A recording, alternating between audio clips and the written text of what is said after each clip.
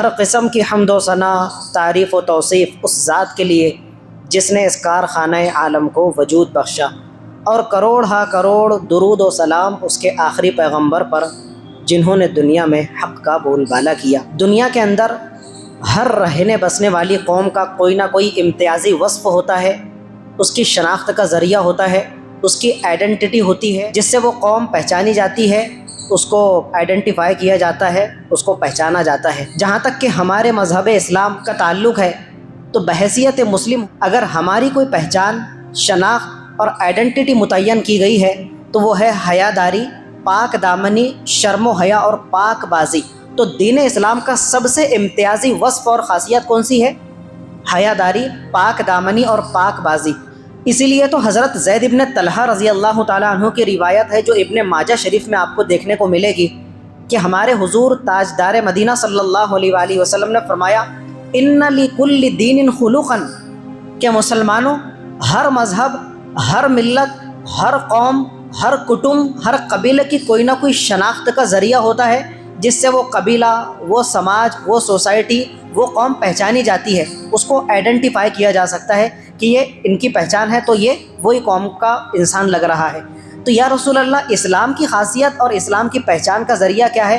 حضور نے فرمایا وَخُلُقُ الْإِسْلَامِ الْحَيَاءُ، اسلام کی شناخت اور پہچان کا ذریعہ اگر کوئی ہے تو وہ ہے حیاداری، پاک بازی، شرم و حیا۔ جب انسان پیدا ہوتا ہے تو اللہ تعالیٰ نے پیدائش کے وقت ہی سے انسان کے ضمیر خمیر میں، اس کی میموری کے اندر یہ جذبہ ودیعت کر دیا ہے، فیڈ کر دیا ہے کہ انسان فطری طور پر نیچرلی شرم و حیا کا مالک ہوتا ہے۔ اب دیکھو نا، آپ پہلے پارے کے اندر 8ویں پارے میں، 16ویں پارے میں قرآن مجید کے الگ الگ مقامات اور صورتوں میں حضرت آدم، حضرت حوا کا تذکرہ سنتے ہیں۔ جب اللہ تعالیٰ نے ان کو وجود بخشا اور حضرت آدم کو تھوڑی وحشت سی اور بوریت سی محسوس ہوتی تھی تو اللہ تعالیٰ نے ان کی پسلی سے ان کی بیگم حضرت حوا کو وجود بخشا، اور اللہ تعالیٰ نے فرما دیا کہ فَكُلَا مِنْهَا رَغَدًا حَيْثُ شِئْتُمَا، جس طرح چاہو کھاؤ پیو، موج مستی کرو، جس طرح چاہے تم کو لائف انجوائے کرنے کا اختیار دیا جاتا ہے۔ بس ایک بات دھیان رکھنا، لا تقربا هذه الشجرہ، یہ سامنے پیڑ اور درخت تم کو نظر آ رہا ہے، اس درخت کے قریب بھی مت پھٹکنا، اگر ایسا تم نے کیا تو فَتَكُونَ مِنَ الظَّالِمِينَ، ایسا سمجھو کہ تم میرے نادان اور ناسمجھ بندوں کی فہرست میں شامل ہو جاؤ گے۔ یہ معاملہ ہو گیا جب اللہ تعالیٰ کی طرف سے یہ آرڈر ایشو کر دیا گیا تو شیطان کو تو اللہ تعالیٰ نے پہلے ہی جو سجدے کی حکم کی خلاف ورزی کیا تو اللہ تعالیٰ نے اس کو راندہ درگاہ کر دیا تھا اور اس کو اپنی بارگاہ سے دھتکار دیا تھا۔ شیطان نے حضرت آدم اور حضرت حوا سے حسد پالنا شروع کیا، اور حسد اور جلن کا جذبہ اس قدر ارتقا پذیر ہوا، بڑھتا گیا بڑھتا گیا بڑھتا گیا کہ میں نہیں تو تم بھی نہیں، میں جب جنت سے نکال دیا گیا تو تم بھی کیسے جنت کے اندر موج مستی کر سکتے ہو؟ تو اس نے پھر کیا کیا؟ حضرت آدم اور حضرت حوا کو وسوسہ اندازی کیا۔ فوسوس لہما الشیطان، یہ قرآن مجید کے الفاظ ہیں کہ حضرت آدم اور حوا کو اس نے پٹی پڑھانے کی کوشش کی، وسوسہ اندازی کی اور ان کے دل کے اندر بات ڈالی، اور کہنے لگا هل ادلکما علی شجرۃ الخلد وملک لا یبلی، تو میں تم کو ایک ایسا نسخہ بتاؤں کہ اگر تم نے اس نسخے پر عمل کر لیا تو تم ہمیشہ ہمیں جنت کے مالک بن جاؤ گے اور کوئی طاقت تم کو جنت سے نکلنے پر مجبور نہیں کر سکتی۔ کہنے لگے کیا ہے، کیا نسخہ ہے؟ تو پھر شیطان نے وہی کہا کہ تم یہ درخت کے پاس میں جاؤ اور اس کے قریب ہو کر اس کی ٹہنیوں کو چھوؤ، ہاتھ لگاؤ، اور جو کچھ تم سے ہو سکے اس کی پھل پھلاری بھی تم کھاؤ۔ اب حضرت آدم اور حوا کا وہ قصہ ڈسکس کرنا یہاں مقصود نہیں ہے، مقصود اگلی بات ہے۔ اب یہاں پر رک کر میں نے پچھلے کئی مرتبہ بیانات کے اندر درس قرآن میں اس بات کو ذکر کیا کہ وہ درخت کائے کا تھا، یہ خدا اس کے رسول جانے، وہ پھل کائے کا تھا، خدا اور اس کے رسول جانے، انہوں نے چکھا نہیں چکھا یہ خدا اور رسول جانے، انہوں نے اس پھل کو کھایا نہیں کھایا یہ خدا اور رسول جانے۔ رسول سے مراد حضرت آدم ہے یہاں پر، لیکن یہ کہ خدا کے حکم کی خلاف ورزی ہو گئی، اس کے نتیجے میں کیا ہوا؟ فَبَدَتْ لَهُمَا سَوْآتُهُمَا، اس درخت کا پھل چکھنے کی دیر تھی کہ ان کا پورا لباس جسم سے خارج ہو گیا، ختم ہو کر بالکل غائب ہو گیا، وہ بالکل بے لباس ہو گئے، حضرت آدم بھی اور ہماری امی جان حضرت حوا بھی۔ درخت کا پھل چکھنے کی دیر تھی کہ دونوں بالکل بے لباس ہو گئے۔ اب جنت ہے، جنت کے اندر دو ہستیاں ہیں، حضرت آدم ہے، دوسری طرف ان کی اپنی بیگم صاحبہ حضرت حوا ہے، تیسرا کوئی انسان نہیں، نہ کوئی فرشتہ وہاں موجود، نہ کوئی جنات وہاں موجود، نہ کوئی اور شخصیت وہاں موجود کہ جو ان کو دیکھ رہا ہو اپنی نظروں سے۔ دونوں ایک دوسرے کے عقد کے بندھن میں بندھے ہوئے ہیں، لیکن انہوں نے کیا کیا کہ جب ایک دوسرے کا لباس ایک دوسرے کے سامنے اتر گیا، بے لباس ہو گئے، تو ان کو شرم و حیا کھائی جا رہی تھی۔ اللہ تعالیٰ نے ان کا آگے کا معاملہ ذکر فرمایا کہ فَطَفِقَا يَخْصِفَانِ عَلَيْهِمَا مِنْ وَرَقِ الْجَنَّةِ، جب شرم و حیا کے معاملے ایک دوسرے سے نظریں چھپانے لگے تو انہوں نے کیا کیا کہ ہم تو بے لباس ہو گئے، ایک دوسرے کا سطر اور قابل شرم حصہ جسم کا نظر آ رہا ہے، فوراً درختوں کے پتے توڑ کر تو اپنے جسم کو کورڈ کرنے لگے، حضرت حوا بھی اور شوہر نامدار حضرت آدم بھی۔ نہیں کچھ ملا، نہیں کوئی لباس موجود ہے جنت کے اندر، تو کیا کیا، درختوں کے پتے توڑ کر اپنے جسم کو کورڈ کرنے لگے، چھپانے لگے۔ نقطہ کیا ہے، پوائنٹ کیا ہے حضرت آدم اور حوا کے قصے کو یہاں ڈسکس کرنے کا، کہ اللہ تعالیٰ نے پیدائش کے وقت ہی سے پیدائشی طور پر انسان کی نیچر، فطرت کے اندر یہ بات داخل کر دیا ہے کہ وہ ایک دوسرے کے سامنے بے لباس نہیں رہ سکتا۔ ایک مرتبہ ایک انصاری صحابی کے پاس سے حضور کا گزر ہوا، وہ انصاری صحابی اپنے بھائی کو جو ہے نا شرم و حیا کی تلقین کر رہا تھا کہ یار تو کتنا بے شرم ہو گیا، شرم و حیا بیچ کر کھا گیا کیا، تھوڑا کچھ تو لحاظ کر، جس طرح ہم سمجھاتے ایک دوسرے کو۔ حضور کے کانوں میں جب یہ الفاظ پڑے، حضور نے فرمایا دعہو، شرم و حیا کی تلقین کرنے کی کوئی ضرورت تھوڑی ہے، یعنی ایسی کوئی چیز نہیں ہے کہ تم ایک دوسرے کو اس کی تلقین کرو اور سکھاؤ۔ شرم و حیا تو اللہ تعالیٰ نے انسان کی فطرت میں رکھا ہے، تو تم اس کو اپنے حال پر چھوڑو، جیسا وہ زندگی گزار رہا ہے اس کو گزارنے دو، اس لیے کہ ان الحیاء من الایمان، حضور نے فرمایا کہ شرم و حیا تو ایمان کا ایک حصہ ہے، اہم ترین حصہ ہے، یعنی جہاں پر ایمان ہوگا وہاں پر شرم و حیا لازمی ہوگی، اور جو مسلمان اور مومن ہوگا وہ شرم و حیا کا پیکر ضرور ہوگا۔ اور حضور کی جو شرم و حیا کا وصف تھا یہ اتنے عروج پر اور اپنے انتہائی لیول پر پہنچا ہوا تھا کہ حضرت ابو سعید خدری رضی اللہ تعالیٰ عنہ فرماتے ہیں، یہ بخاری اور مسلم شریف کی روایت ہے، کانا صلی اللہ علیہ وسلم اشد حیاء من العذراء فی خدریہا، کہ جس طرح تمہاری کنواری پردہ نشین جان جوان لڑکی اپنے گھر کی کونے کے اندر جس طرح چھپ چھپا کر بیٹھتی ہے، پردے کا اہتمام کرتی ہے، اس کو اس بات کا اندیشہ ہوتا ہے کہ اگر میں گھر کی دہلیز تک پہنچی تو کسی ایسی ویسی اجنبی مرد کی نظر مجھ پر نہ پڑ جائے، تو وہ کتنا اپنے دامن کو سپیٹ کر رکھتی ہے، اپنی ذات کو پروٹیکشن کرتی ہے، اور کس طرح وہ پردہ نشین رہنے کا اور باحجاب رہنے کا اہتمام کرتی ہے۔ تو حضور کا معاملہ اس سے کہیں زیادہ آگے بڑھا ہوا تھا، اور حضور کا جو 1.25 لاکھ صحابہ کا مجمع تھا اس کے اندر سب سے ٹاپ لیول پر اگر کوئی ہستی شرم و حیا کے اونچے لیول پر پہنچی ہوئی ہے تو وہ حضور کے دوہرے داماد حضرت عثمان غنی رضی اللہ تعالیٰ عنہ کی ذات گرامی ہے۔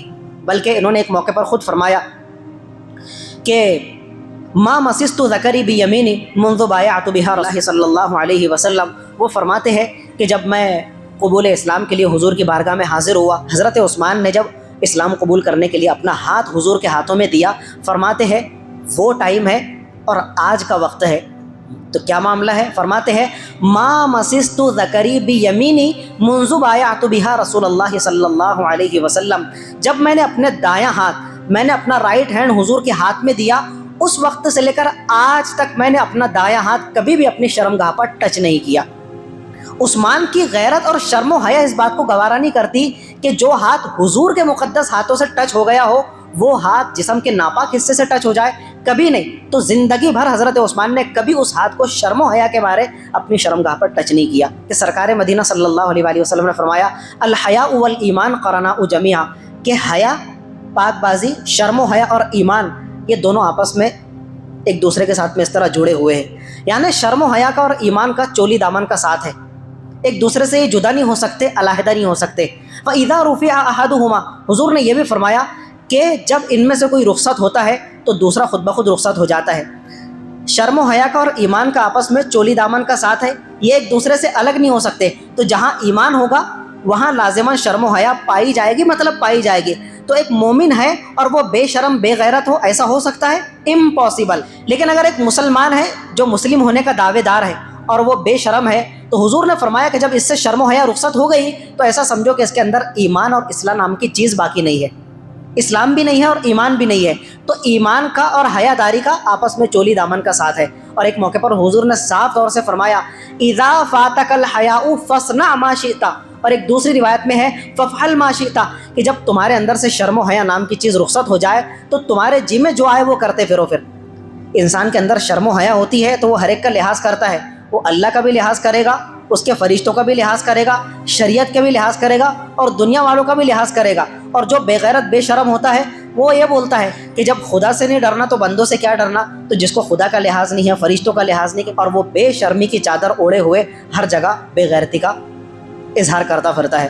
تو حضور نے کیا فرمایا؟ اذا فاتک الحیاء فاصنع ما شئت، جب تمہارے اندر سے شرم و حیا رخصت ہو جائے تو تمہارے جی میں جو آئے کرتے پھرو. امت مسلمہ کی خواتین کو بھی مکلف بنایا ہے کہ تم بھی شرم و حیا کا لحاظ کرو اور اپنی آنکھوں پر شرم و حیا کا پردہ ڈالو. اللہ تعالیٰ نے قرآن مجید سورۃ النور پارہ نمبر 18 میں فرمایا کہ اے میرے محبوب پاک صلی اللہ علیہ وآلہ وسلم، آپ اس امت کے مردوں کو بھی اور امت کی خواتین کو بھی قل للمؤمنات یغضضن من ابصارہن، آپ امت کی خواتین کو بھی آرڈر ایشو کیجئے کہ اپنی نگاہوں کو جھکا کر رکھے، شرم و حیا اور پاک بازی کا اہتمام کرے. تو خواتین کو ایسا لگتا ہے کہ صرف نظروں کی حفاظت کا شرم و حیا کی تلقین کس کو کی گئی ہے؟ صرف مردوں کو. اور خواتین اس معاملے کے اندر جس طرح چاہے شتر بے مہار ہے اور بغیر نکیل والے اونٹ کی طرح جس طرح وہ چاہے نظر بازی کرتے پھرے اور ان کو شرم و حیا کا مکلف نہیں کیا گیا. ایسا معاملہ نہیں ہے. ایک مرتبہ حضرت ام سلمہ رضی اللہ تعالیٰ عنہ، یہ بھی ہماری امی جان ہے، اور ایک ہے حضرت میمونہ رضی اللہ تعالیٰ عنہ، یہ بھی ہماری امی جان ہے. حضور کی ساری بیگمات پوری امت کی کیا ہے؟ ماں کہلاتی ہے، والدہ کہلاتی ہے. قرآن مجید پارہ نمبر 21 میں یہ فتویٰ صاف لفظوں میں موجود ہے. وَأَزْوَاجُهُ أُمَّهَاتُهُمْ، حضور کی بیگمات پوری امت کی مائیں ہیں. تو ہماری یہ دونوں مائیں حضور کی بارگاہ میں بیٹھی ہوئی ہے، حضور کی ان کے ساتھ میں کچھ ڈسکشن چل رہی ہے.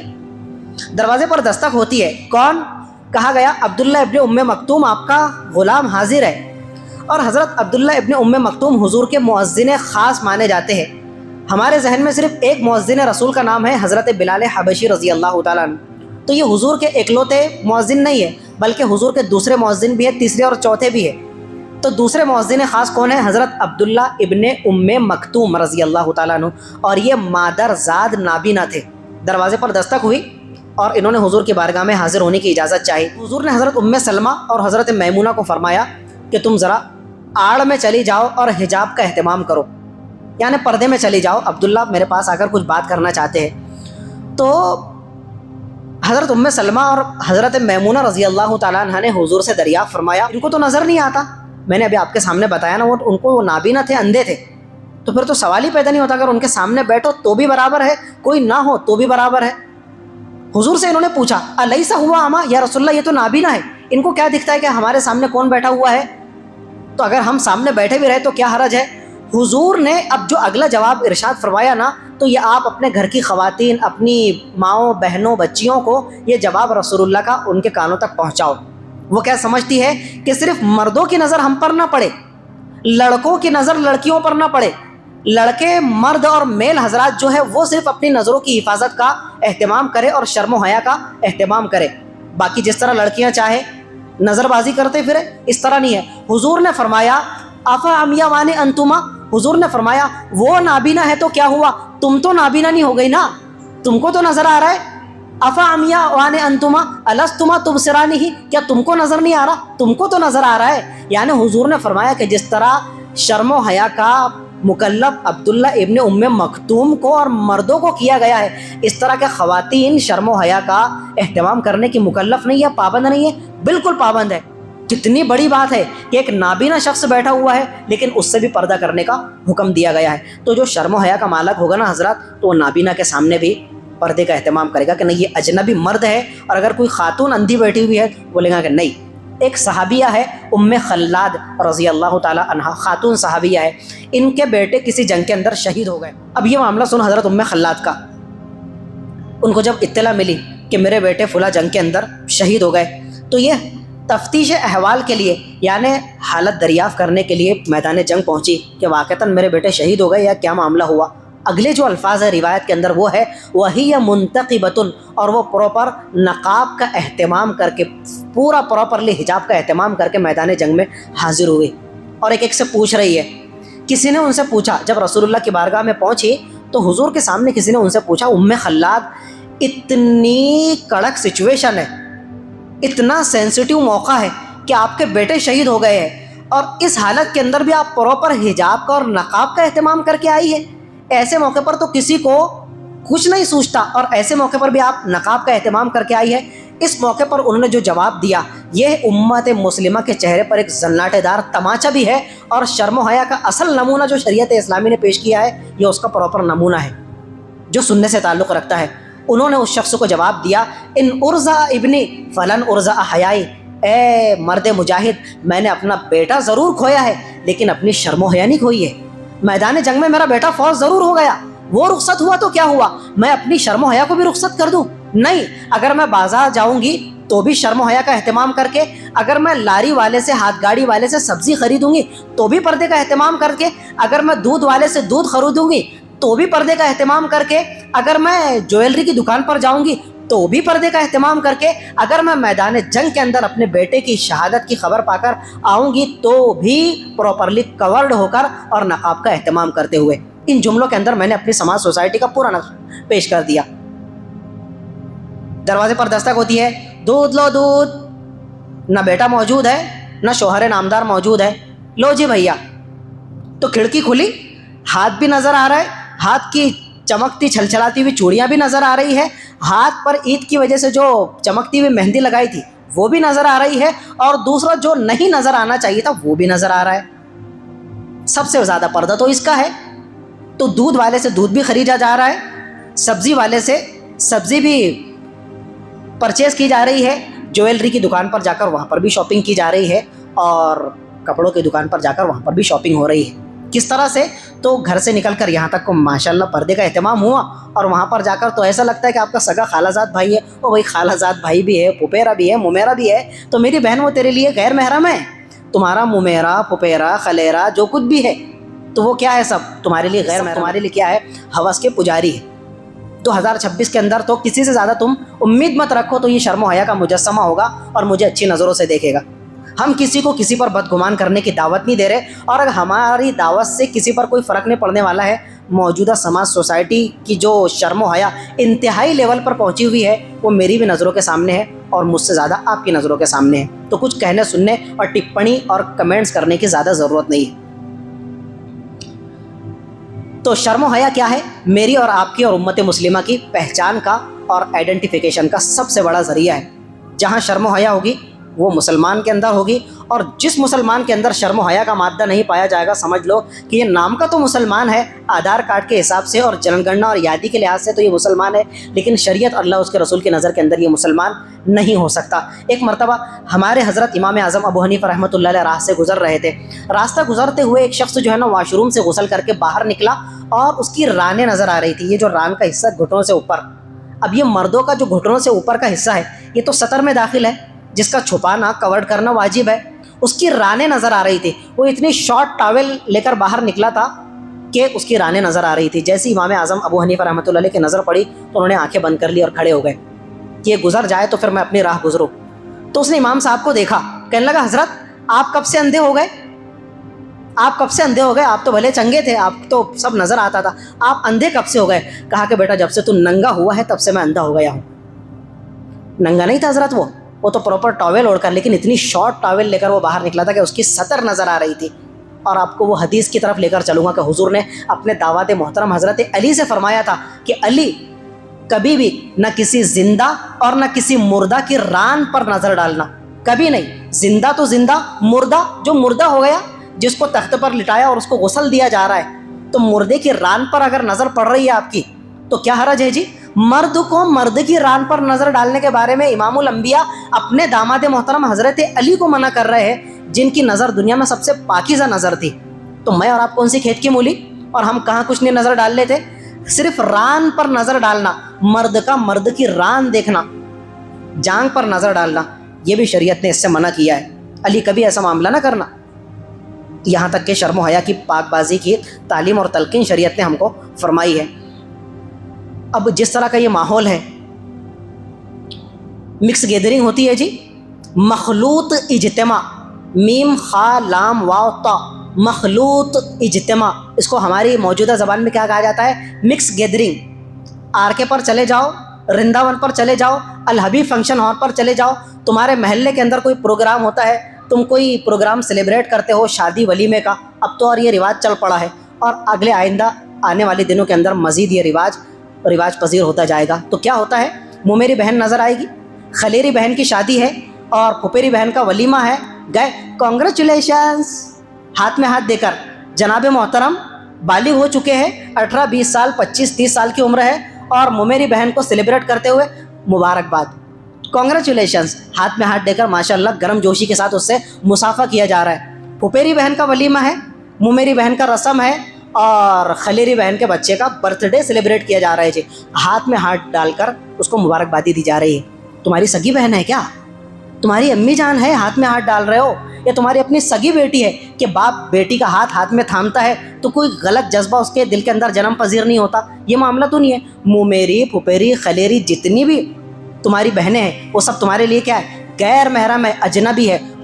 ایسے موقع پر بھی شریعت نے آپ کو بڑی تگڑی رہنمائی فرمائی ہے۔ اگر آپ اپنی بہن کے ساتھ میں، آپ کی سگی بہن ہے تو بھائی بہن ساتھ میں بیٹھے ہوئے ہیں تو کوئی غلط خیال دل میں آ سکتا ہے؟ نہیں، سگا خون ہے، باپ بیٹی کا یہ معاملہ، بہن بھائی کا یہ معاملہ ہے، ٹھیک ہے نا؟ جہاں تک کہ ہمارے حضور کا تعلق ہے تو حضور تو پوری امت کی خواتین کے حق میں باپ سے بڑھ کر باپ ہے۔ میں صحیح کہہ رہا ہوں؟ حضور کی ذات ہے اور امت کی ساری خواتین ہیں، وہ کیا ہے؟ حضور کے لیے بیٹیوں سے بڑھ کر بیٹیاں ہیں۔ اگر حضور کسی خاتون سے ہاتھ ملاتے ہیں، اس کے سر پر ہاتھ رکھتے ہیں تو رسول اللہ کے لیے کیا حرج کی بات ہے؟ لیکن آگے روایت آپ سنیے، حضرت امیمہ بنت رفیقہ رضی اللہ تعالیٰ عنہ فرماتی ہے، نسائی شریف کی یہ روایت ہے، فرماتے ہیں کہ حضور نے صاف طور سے فرمایا، انی لا اصافح النساء، مسلمانوں میرے امتیوں، میں کسی بھی خاتون سے ہاتھ ملانے اور مصافحہ کرنے کو ذرا بھی پسند نہیں کرتا۔ حضور نے کبھی زندگی بھر کسی خاتون کے ہاتھ سے اپنا مقدس ہاتھ ٹچ نہیں کیا، اور ہم ہیں حضور کے امتی، ان کے نام لیوا اور ان کے دین کے پانی دیوا، اپنی پھپھیری بہن کو بھی سیلیبریٹ کر رہے ہیں، ممیری بہن کے ہاتھ میں ہاتھ ڈال کر اس کو کانگریچولیشن کر رہے ہیں، اور اس کے ہاتھ میں ہاتھ ڈال کر اس سے بھی مصافحہ کر رہے ہیں۔ کتنی خطرناک بات ہے، کتنی خطرناک بات ہے، آگے اور سنیے۔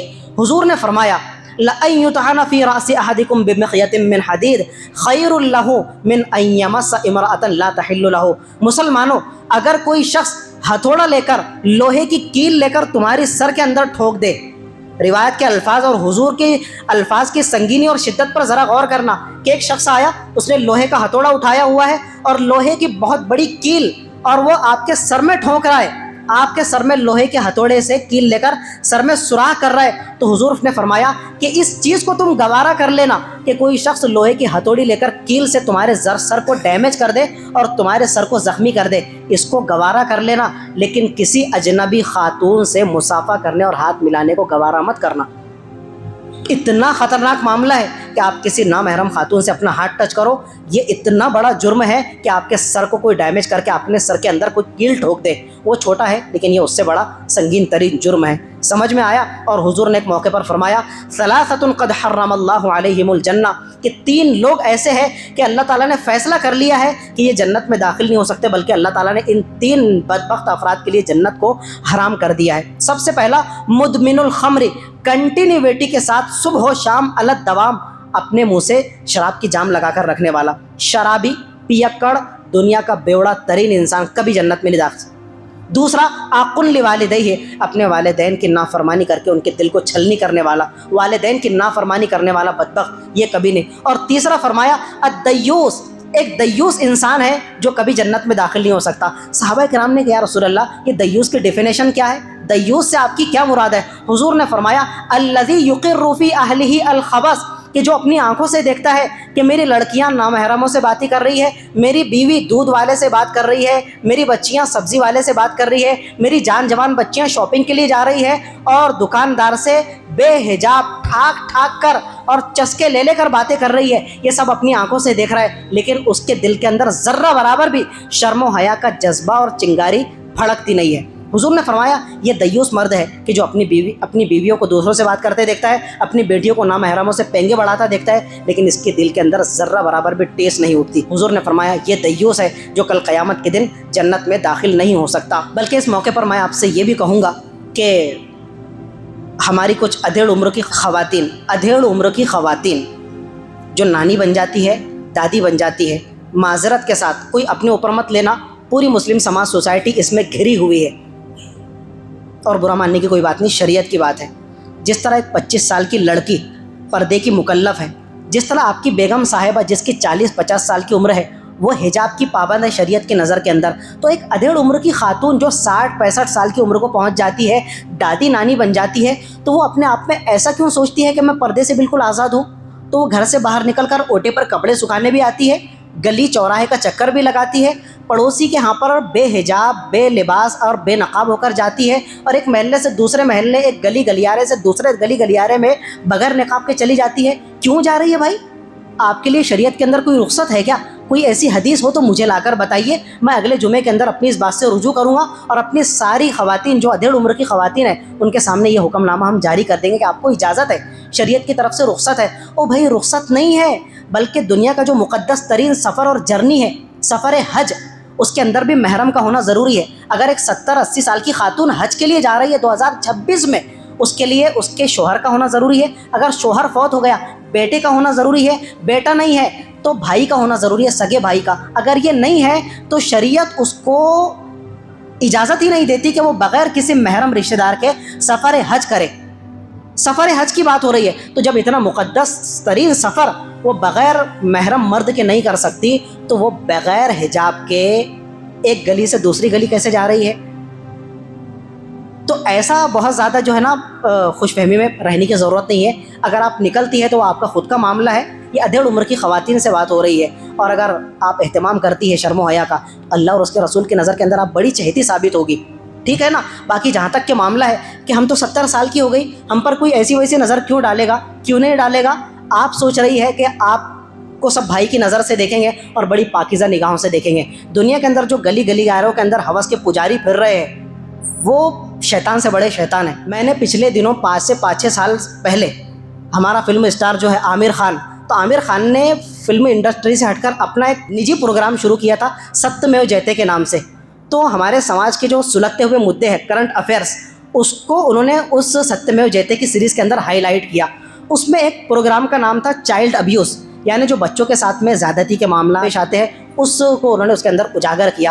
تو انہوں نے دنیا کے بلکہ ہندوستان بھر کے جو منجے ہوئے اسکالر ہیں اس معاملے کو لے کر ان کو آمنترت کیا پروگرام کے اندر۔ ایک سے انہوں نے پوچھا کہ آپ نے ہوس کے پجاریوں کو کس حد تک کی گرتے دیکھا ہے؟ ان کا جائزہ، تجزیہ اور سروے یہ تھا کہ ہمارے موجودہ ہندوستان کے اندر 4 مہینے کی بچی سے لے کر تو 92 سال کی بوڑھی تک ہوس کے پجاریوں کی ہوس سے محفوظ نہیں ہے۔ دوا خانے کے اندر 4 مہینے کی معصوم بچی، کیا عمر ہوتی ہے اس کے اندر؟ کوئی اٹریکشن ہوتی ہے، کوئی دلکشی اس کے اندر پائی جائے؟ 4 مہینے کی معصوم 4 سال کی نہیں ہو حضرت، 4 مہینے کی معصوم بچی کے ساتھ بھی منہ کالا کیا گیا ہے۔ تو ایک 92 سال کی خاتون، 92 ایئر، اس کے چہروں پر بالکل جھریاں پڑی ہوئی ہے، اس کے ہاتھوں پر جھریاں پڑی ہوئی ہے، لیکن ہوس کے پجاری جو آپ کی سماج سوسائٹی میں گھوم رہے ہیں وہ اتنے نیچے استر پر گر چکے ہیں کہ وہ معصوم بچی کو بھی نہیں چھوڑ رہے، تو وہ اس 92 سال کی بوڑھی خاتون کے ساتھ بھی منہ کالا کرنے سے دریغ نہیں کر رہے۔ یہ ادھیڑ عمر کی خواتین جو اپنے آپ کو پردے سے آزاد سمجھتی ہے، زیادہ آزاد سمجھنے کی ضرورت نہیں ہے، معاملہ تو یہاں تک کہ پہنچ چکا ہے، ٹھیک ہے۔ آج کا ٹاپک ہمارا یہاں پر آ کر رکتا ہے۔ رمضان کے 29 یا 30 روزے پورے کرنے کے بعد میں شریعت کی طرف سے ایک اور عمل کی تلقین مجھے اور آپ کو کی گئی ہے، وہ ہے شوال کے 6 روزے، جس کو آپ انجن گاؤں کی زبان میں سپوزے کے روزے کہتے ہیں۔ یہ سپوزے کا لفظ آپ نے کہاں سے منتخب کیے مجھے نہیں معلوم، میں نے کسی کتاب میں یہ سپوزے کا لفظ نہیں پڑھا، چلو ٹھیک ہے، اس کو کہا جاتا ہے شوال کے 6 روزے۔ اس کی کیا فضیلت ہے، ثابت بھی ہے یا نہیں؟ جی ہاں، بالکل بڑی فضیلت والے روزے ہیں، اور ان کی فضیلت حدیث پاک سے ثابت شدہ ہے۔ حدیث پاک کی جتنی بھی مستند ترین کتابیں ہیں سب کے اندر یہ روایت موجود ہے۔ حضرت ابو ایوب رضی اللہ تعالیٰ عنہ فرماتے ہیں کہ تاجدار مدینہ صلی اللہ علیہ وآلہ وسلم نے ارشاد فرمایا، من صام رمضان، جس مسلمان نے رمضان کے پورے روزوں کا اہتمام کیا، ثم اتبعہ ستا من شوال، پھر اس نے رمضان کا مہینہ گزرنے کے بعد شوال کے اور 6 روزوں بھی اس کے ساتھ میں انکلوڈ کیا، شامل کیا، حضور نے فرمایا اتنی بڑی فضیلت اس کو حاصل ہوگی، کانا کا صیام الدہر، اس کو پورے سال روزے رکھنے کا ثواب ملے گا۔ 6 روزے آپ نے 30 روزوں کے ساتھ میں جوڑ لیے شوال کے، کتنی بڑی فضیلت، پورے سال کے روزوں کا ثواب۔ اب اس کی کیا فلسفی ہے، کیا لاجک ہے اس کے پیچھے؟ شریعت کے اندر ایک نیکی کا بدلہ 10 نیکیوں کے ساتھ میں کیا گیا ہے۔ من جاء بالحسنۃ فلہ عشر امثالھا، میرے بندو اگر تم ایک روزہ لے کر آؤ گے، ایک روزے کے بدلے تم کو کتنے روزوں کا ثواب؟ 10 روزوں کا ثواب ملے گا۔ 30 روزوں کا ثواب کتنا ہو گیا جی؟ 300۔ اور یہ جو 6 روزے رکھ رہے ہیں شوال کا، تو 10 کو 6 سے آپ ملٹی پلائی کرو تو کتنا ہوتا ہے؟ 60۔ تو یہ 300 اور وہ 60 کتنے ہو گئے فگر؟ 360. تو حضور نے فرمایا رمضان کے 30 یا 29 روزے, اس کے ساتھ میں شوال کے 6 روزے ملا لو تو تم کو پورے سال کے روزوں کا ثواب ہوگا. دوسرا سوال یہ ہوتا ہے کہ کیا یہ شوال کے بعد, عید کے بعد کنٹینیو دوسرے دن سے روزے رکھنا ضروری ہے؟ نہیں, شوال کے پورے مہینے میں آپ کبھی بھی یہ روزے رکھو, آپ کو یہ فضیلت حاصل ہو جائے گی. ٹھیک ہے, عید کے بعد دوسرے دن سے رکھنا ضروری نہیں ہے. تیسرا سوال یہ پیدا ہوتا ہے کہ جو ہم شوال کے 6 روزے رکھیں گے تو یہ کنٹینیو تسلسل کے ساتھ میں لگاتار رکھنا ضروری ہے یا گیپ کر کے وقفے سے بھی رکھے جا سکتے ہیں؟ تو آپ کی مرضی ہے, آپ کی سہولت پر ڈیپینڈ کرتا ہے کہ اگر آپ چاہیں تو کنٹینیو بھی 6 روزے رکھ سکتے ہیں, اور اگر آپ چاہیں تو آج 2 روزے رکھ لو, اگلے ہفتے 3 روزے رکھ لو, پھر آنے والے تیسرے ہفتے میں 2 روزے رکھ لو. اس طرح بھی چل سکتا ہے, کنٹینیو بھی اور چھوڑ کے گیپ کر کے بھی آپ رکھ سکتے ہیں, آپ کو یہ فضیلت حاصل ہو جائیں گے. ایک چوتھا پوائنٹ اس میں یہ ہے کہ آپ کے جو رمضان کے روزے چھوٹ جاتے ہیں, کسی کے 2 روزے چھوٹ گئے, بیماری کی وجہ سے 5 روزے چھوٹ گئے, ہماری جو خواتین ہوتی ہے MC کے پیریڈ کی وجہ سے, حیض کے پیریڈ کی وجہ سے ان کے ہفتے بھر کے روزے چھوٹ جاتے ہیں, تو کیا ہم چھوٹے ہوئے روزوں کو شوال کے روزوں کے ساتھ میں اس کی نیت کر سکتے ہیں کیا؟ 2 in 1 والا قانون نہیں چلے گا. آپ کو سپوزے کے روزے الگ سے رکھنا پڑے گا, اور جو رمضان کے فوت شدہ روزے ہیں ان کی قضا الگ سے کرنا پڑے گا. سمجھ میں آیا؟ ایک اور بات کہ ابھی رمضان کی عید کے بعد میں ہمارے شاہ بابو پاتور کے اندر سندل بھرتا ہے, عرس بھرتا ہے شاہ بابو رحمۃ اللہ علیہ کے نام سے. پچھلے سال اپنی قریشی محلے کے بچے باقاعدہ وہاں پر جرنی کرتے ہوئے, سفر کرتے ہوئے, اب کس نیت سے گئے تھے؟ تو میں آپ سے پوچھتا ہوں کہ بھائی آپ کس نیت سے گئے تھے؟ کیا آپ شاہ بابو رحمۃ اللہ علیہ کے مزار پر ایصال ثواب کی نیت سے گئے تھے؟ بہت اچھی بات ہے, آپ کا یہ جذبہ سر آنکھوں پر. لیکن میرا دوسرا سوال یہ ہے کہ آپ نے کبھی مسجد قریش میں بیٹھ کر, گھر کے کونے میں بیٹھ کر بھی شاہ بابو رحمۃ اللہ علیہ کے لیے ایصال ثواب کا اہتمام کیا ہے یا نہیں کیا ہے؟ تو پھر آپ کی نیت کے اندر کچھ نہ کچھ ڈاواں ڈول ہے کہ آپ وہاں پر جو سندل بھر رہا ہے, عرس بھر رہا ہے, تو اس کو بھی آپ سیلیبریٹ کرنے جا رہے ہو. اور وہاں پر اولیاء اللہ کی مزاروں پر جانے سے ہم بالکل نہیں روکتے نا حضرات. میں نے بھی 2 سال شاہ بابو پاتور کے اندر تراویح پڑھایا. میرا ڈیلی فجر کے بعد کا معمول تھا کہ میں حضرت شاہ بابو رحمۃ اللہ علیہ کے مزار پر جاتا تھا, فاتحہ خوانی کرتا تھا, ایصال ثواب کرتا تھا, ان کے وسیلے سے اللہ پاک کی بارگاہ میں دعا مانگا کرتا تھا, اور وہاں سے ادب کے ساتھ میں لوٹ جایا کرتا تھا. اولیاء اللہ کے مزار پر آپ حاضر ہوں گے, ادب کے ساتھ میں کھڑے رہیں گے, ان کے پائنتی کی جانب ان کے لیے ایصال ثواب کا اہتمام کریں گے, چاہے تو پورا قرآن پڑھ کر بخش دو, چاہے تو کم سے کم 3 مرتبہ قل ہو اللہ پڑھ کر بخش دو, ایصال ثواب کی نیت کر لو, اور پھر ان کے وسیلے سے, ان سے نہیں دعا مانگنا ہے براہ راست, وہ دینے پر قادر نہیں ہے, بلکہ انہوں نے جس ہستی سے مانگا ہے آپ کو بھی اسی ہستی سے مانگنا ہے. لیکن ان کے وسیلے سے پروردگار یہ تیری مقدس ہستی لیٹی ہوئی ہے, میں گنہگار بندہ, ان کے وسیلے سے تو میری جائز مرادوں کو پورا فرما لے, یہاں تک کہ اجازت ہے. لیکن شاہ بابو رحمۃ اللہ علیہ کے عرس کے نام پر, سندل کے نام پر جتنی خرافات وہاں پر ہو رہی ہے, کیا کچھ نہیں ہو رہا وہاں پر؟ ڈھول ڈھمک کے وہاں نہیں ہو رہے, ڈی جے وہاں پر نہیں بجایا جا رہا, قوالیوں کے نام پر خرافات وہاں نہیں ہو رہی ہے, شرابیں تک کے پی جا رہی ہے حضرت, شراب ڈرنکس کی جا رہی ہے وہاں پر. اور جہاں تک کہ مکس گیدرنگ کا معاملہ ہے کہ خواتین بھی وہاں پر آتی ہے, کھوے سے کھوا چلتا ہے, جسم سے جسم ٹچ ہوتا ہے, اور جو لوگ غلط ارادے سے جاتے ہیں, میں کسی کی نیت پر حملہ نہیں کرتا, آنکھ مٹکا کرنے کی نیت سے, نظر بازی کے ارادے سے, چیڑی مارے کے ارادے سے, میں آپ کے حق میں دعا ہی کروں گا کہ پروردگار آپ کی نظروں کو پاکیزگی کا سرما لگانے کی توفیق دے.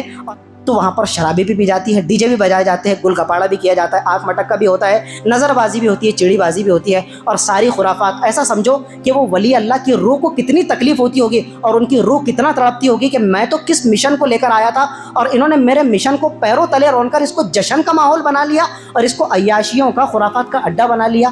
ہاتھ جوڑ کر دست و بستہ گزارش ہے آپ سے بھی, اور آپ اپنے جتنے افراد اور ریلیٹیوز سے ملیں گے ان کے کانوں تک بھی یہ بات اور پیغام کو پہنچائیے کہ خدا کے واسطے آپ اس ولی اللہ کی روح کو تکلیف مت پہنچائیے, اور خدا کے غضب کو دعوت مت دیجیے. سبحان اللہ و بحمدہ, سبحانک اللہم و بحمدک, اشہد ان لا الہ الا انت, استغفرک.